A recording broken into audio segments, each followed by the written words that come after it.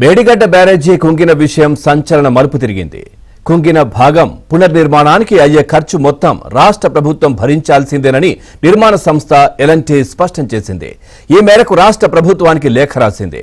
Maintenance ఒప్పందం ముగిసిన తర్వాత జరిగిన సంఘటన అని ఎల్&టీ గుర్తు చేసింది. అయితే పునర్నిర్మాణం చేపట్టడానికి తాము సిద్ధంగానే ఉన్నట్లు అందులో ప్రకటించింది. అందుకు కొత్తగా తమతో అనుబంధం ఒప్పందం చేసుకోవాల్సిందేనని రాష్ట్ర ప్రభుత్వానికి స్పష్టం చేసింది.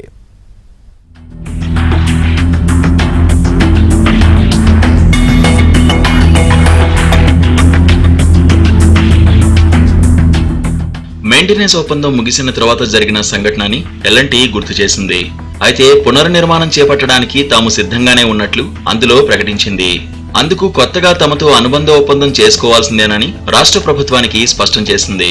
నిర్మాణం కోసం చుట్టూ మట్టి కట్ట వేయడానికి 55.75 కోట్లు అవుతుందని, ఆ తర్వాత జరిగే ఒప్పందం ప్రకారం ఖర్చును రాష్ట్ర ప్రభుత్వం భరిస్తే పునర్నిర్మాణం పూర్తి చేస్తామని చెప్పింది.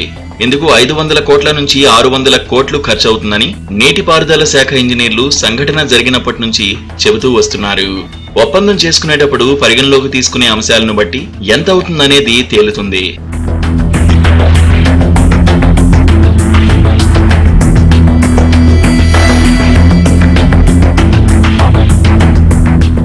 తెలంగాణ శాసనసభ ఎన్నికల పోలింగ్ ముగిసిన 2 రోజులకు ఎల్&టీ రాష్ట్ర ప్రభుత్వానికి లేఖ రాసింది.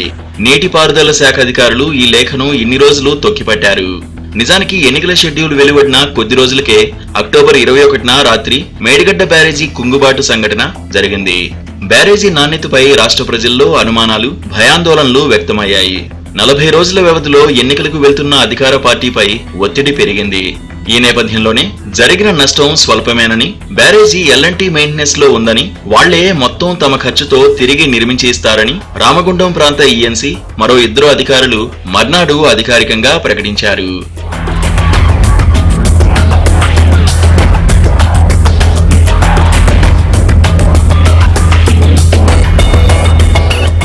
ఎల్&టీ సంస్థ కూడా జాగ్రత్తగా స్పందించింది. తామే పునర్నిర్మిస్తామని చెప్పింది, కానీ అందులో ఎక్కడ ఖర్చులు ఎవరు భరించాలో చెప్పలేదు. ఆ తర్వాత ఈ 2 ప్రకటనలను ఆధారంగా చేసుకుని ఎన్నికల ప్రచారంలో కేటీఆర్ మేడిగడ్డ సంఘటనతో రాష్ట్ర ప్రభుత్వానికి ఎలాంటి నష్టం లేదని, ఎల్&టీ పునర్నిర్మాణ వ్యయం మొత్తాన్ని భరిస్తుందని చెబుతూ వచ్చారు. కానీ ఎల్&టీ ప్రకటనతో ఆనాడు రాష్ట్ర ప్రభుత్వం అంటే అటు అధికారులు ఇటు మంత్రులు అబద్ధం ఆడారని భావించే పరిస్థితి ఏర్పడింది.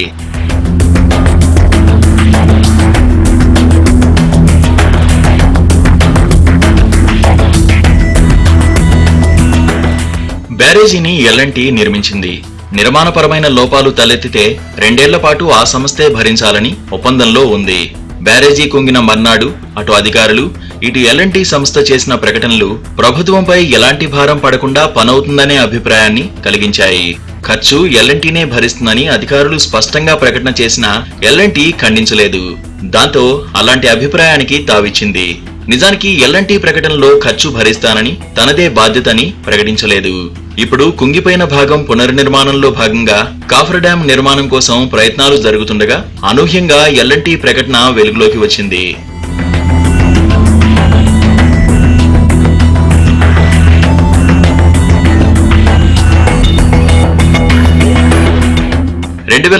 జూన్ 29తో బ్యారేజీ నిర్మాణ పనులు మొత్తం పూర్తయ్యాయని, ఆ రోజు నుంచి 2022 జూన్ 29 వరకు లయబిలిటీతో కూడిన 2 ఏళ్ల మెయింటెనెన్స్ చేశామని అందులో పేర్కొన్నారు. పనులు పూర్తయ్యాక పెంచిన అంచనాలతో సహా మొత్తం డబ్బులు చెల్లించి రాష్ట్ర ప్రభుత్వం 2021 మార్చి 15న మొత్తం పనులు పూర్తయ్యాయని సర్టిఫికేట్ ఎల్&టీ చేతిలో పెట్టింది. ప్రాజెక్టు ఎస్సీ సంతకంతో సర్టిఫికేట్ వారి దగ్గర ఉంది. ఈ నేపథ్యంలో ఆ తేదీ నుంచి 2 ఏళ్లు వేసుకున్న 2023 మార్చి 15తో ప్రాజెక్టులో లోపాలకు ఎల్&టీ సంస్థ బాధ్యత తీరిపోతుంది. బ్యారేజీ కుంగిపోయిన సంఘటన 2023 అక్టోబర్ 21న జరిగింది. కాబట్టి తనకు బాధ్యత లేదని ఎల్&టీ చెబుతోంది. కాఫర్ డ్యాం నిర్మాణానికి 55.75 కోట్లు అవుతుందని, మిగతా ఖర్చుకు సంబంధించి కూడా ఒప్పందం చేసుకోవాలని తేల్చి చెప్పింది.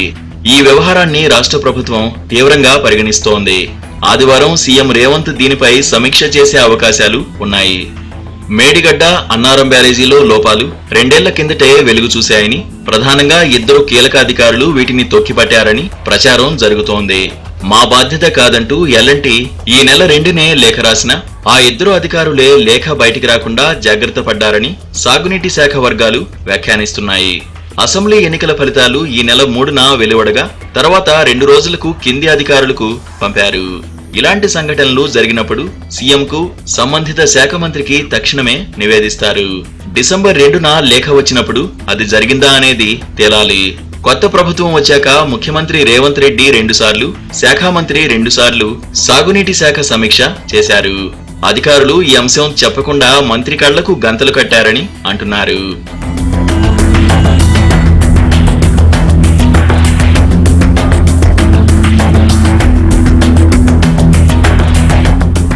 మేడిగడ్డ బ్యారేజీ పునరుద్ధరణ ప్రశ్నార్థకంగా మారింది. బ్యారేజీని 3,348 కోట్లతో నిర్మించారు. 2 ఏళ్లకే సమస్యలు వచ్చాయి. జాతీయ డ్యామ్ సేఫ్టీ అథారిటీ కూడా డిజైన్లకు తగ్గట్లుగా నిర్మాణం జరగలేదని, అన్నారం, సుందిళ్ల కూడా సురక్షితం కాదని, వీటన్నిటిలో నీటి నిల్వలు తగ్గించుకోవాలని చెప్పింది. సమస్య ఒక్క బ్లాకుకే పరిమితం కాలేదని చెప్పింది. దాంతో బ్యారేజీని నిరర్ధక ఖాతాలో వదిలేయాలా, మళ్లీ 100 కోట్లు పోసి పునరుద్ధరించాలా అనేది కొత్త ప్రభుత్వం నిర్ణయించనుంది. తాజాగా రేవంత్ సర్కార్ వైఎస్ హయాం నాటి ప్రాణహిత ప్రాజెక్టును తెరమీదకి తెచ్చింది.